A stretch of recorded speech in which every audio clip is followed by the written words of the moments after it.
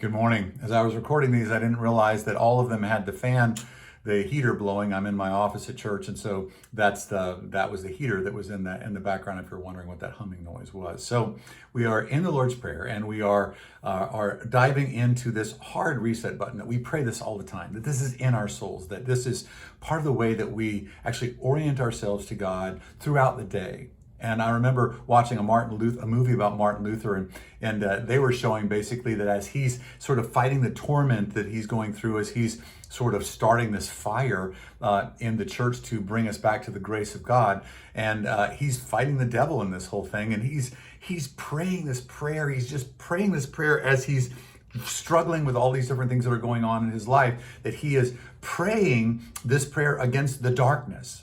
And it's part of the way I believe that God has called us to participate in his protection against the darkness. You and I are in a world that is not safe. We saw that last Sunday. I talked about that just really briefly, but you know this instinctively. This is not a safe place. That there's real personal evil that wants to come against you. And C.S. Lewis writes beautifully about that in the Screwtape Letters. But there's real personal evil that is trying to con you out of the things of God, trying to hurt you, trying to divide us, trying to do all these different things to us. We need to live discerningly, within the midst of a world that's hostile to us.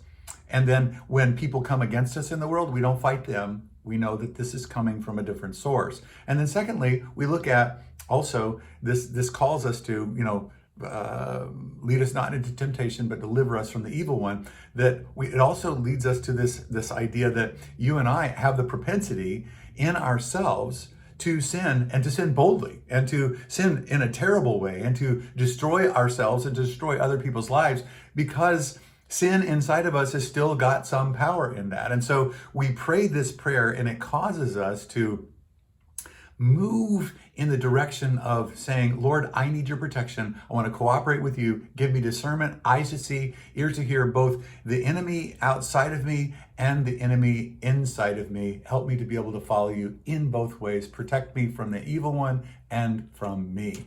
I think it's Calvin and Hobbes that said, we have found the enemy and he is us.